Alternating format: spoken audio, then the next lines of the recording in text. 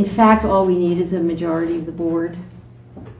They can be here. It would be, you know, I would hope that everybody could attend. The only other point I would make is we had talked about potentially putting the decision for AT&T on the same date. So obviously, you know, that should determine who can be here and any discussion on that too. We can't set a special meeting without a vote, though. You can call a special meeting after a regular meeting. There's a procedure to do that. Okay. But you can do it from a regular meeting at any time. You can set the date tonight. If you don't, then you have to go through the provisions to call a meeting. Okay. Well, then set it tonight. why don't we Okay, just? set it tonight. Can we end with an alternate, maybe? Okay. Yes, a good idea. What do you think is going to work for you, Mark? Usually Mondays and Tuesdays. Monday and Tuesday? They're not good. Oh, they're not good. No. Okay. How about Wednesday? Thursday, or Friday? Thursday. Thursday you can. Thursday you can't, Joanna? Yeah, I would sacrifice No, Wednesday. no, that's all right. We'll just- Wednesday I do. I can't sacrifice. All right, what's the Wednesday date is the what? Wednesday's the 26th. Why don't we, if you think you can do it, why don't we set it now? Okay. Because then if it works out that everybody can come that night, that makes life easier. And if Okay. not, we'll have to reschedule. Okay.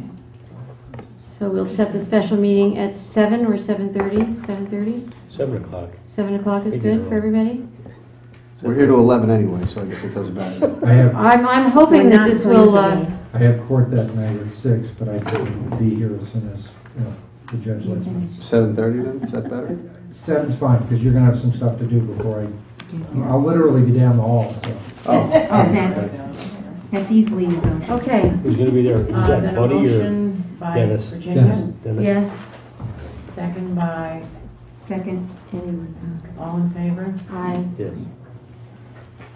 Okay. Okay, privilege of the floor. What happened to other? I just Was did other. other. Oh, that was That was other. That was it. Yes? Yeah, Mark Stern, 297 Market Lane. I don't usually talk at these meetings for good reason. And I have to tell you that I am probably a Luddite. I do not like computers. I don't care for them, and I have problems. However,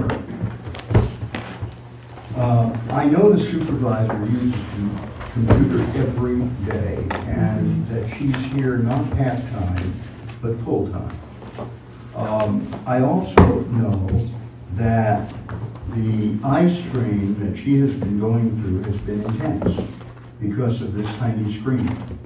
She works with a computer day after day, and when she gets home, she also works with a computer at home, all on town business. I must tell you that. Now, she brought up a point about wanting a computer. Yes, it was a little more expensive, and there were good reasons for it. I gather. I'm not getting into that. When she brought that up, I think, out of goodwill, Mark, you point up that you in your office can perhaps get her a better price. I think it's not good practice to be dealing with town business in your personal office. I'm sorry. It's just not, it may not be unethical, but it's very poor precedent. People don't do that when they are on legislative bodies. I would hope that rather than waiting an entire month, and human resources are important, particularly the supervisors who is here all of the time, that you take a minute and reconsider. She certainly can find the cheapest price. It only takes a few minutes on the computer. It doesn't take much time. Just do comparison shopping. She can get all the comparison she wants. Get the absolute cheapest thing. To make this go into one more month, again, this is 6 months of her term without an adequate computer. You wouldn't want her to not have pencils, pens, or other things of that sort. So I am really requesting that the town board reconsider this. It never came up as a motion, It never got to that point. Thank you. Thank you. Any other comments? Yes, Mel? Mel Iger, and I'm moving into Hobbs Lane. That seems to be the place. No, it isn't. It's a meat market out there. It's really funny. My point is also related to the computer. I've had the opportunity to be in a supervisor's office, and she's working with a machine and a screen that kind of reminds me of when I was in Knickers.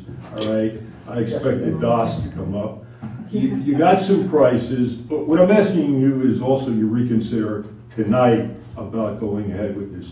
She came up with some prices, state bid. I've sat through meetings like this where you buy $100,000 trucks on state bid prices. She's beaten the state bid. I'm not an expert, but I'm in the digital printing business, so I know about computers, and I also know about printers. The Optiplex machine, which is a Dell product, runs 2 printers that I have in my office that are worth $165,000 a piece. It's a fine machine. Let's make the supervisor more effective. Let's get her a printer. The laser aspect is definitely correct. Where inkjet has its place, it certainly is much more costly. It has drying up features. There's a whole bunch of things. A laser is nice and clean and easy to use. And I think that she would be able to get information out. She would serve the public better. And I mean, you can shop prices forever and ever. And everybody has a little, little glitch in their thing. Like they don't have a certain amount of RAM, or they don't have how many, USB ports and so on and so forth. I urge you not to leave this meeting without improving a computer system for her. And I didn't know what Mark was going to say. Mel, is it okay if I just make a comment to Mel? I'll accept your comment. Okay, thank you. I appreciate that, Mel. My comment is I'd be happy to see you move to Hobbs Lane. So, Will I be closer to you? Absolutely. Absolutely. Thanks a lot. Nobody is saying we're not going to get Virginia the computer, but let me just finish. I think it's important that we do our due diligence. Last month, when it was requested, first time it was requested, the estimate was $1,000 for the computer, printer, scanner, all-in-one, everything. So now we have a couple of bids that almost doubled that. All we're asking is to do the due diligence. And as far as what I was going to do, we have a consultant that we use. All right, nobody's paying him to look at this. It's just for him, and he builds computers. I mean, the town can deal with him. Mr. Stern, just hear me out, though. I mean, if the town, let me just let me Privilege finish. of the floor. Just let me. Privilege of the floor. Well, you haven't been called, but I'm answering Mel's question. Please just let me finish. And we said we would have an answer in June.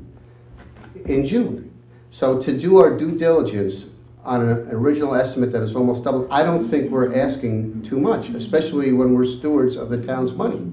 I don't think that's that much of a problem. Excuse me, sir, were you going to be getting a bid on the computer that she mentioned? No, I wasn't. Oh, you were going to you were going to start the whole process again. I didn't That's say not that due at all. diligence. I didn't say that at all. Well, what were you going to do? What I said was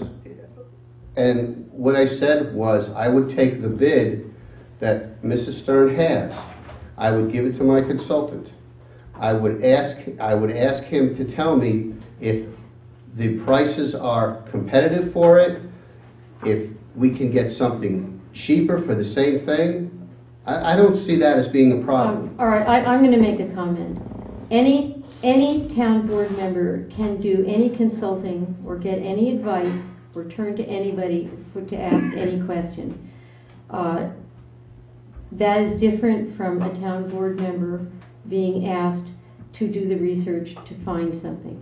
But certainly Mark D'Agostino, Councilman D'Agostino, has the right to do anything he wants and ask anybody he wants questions.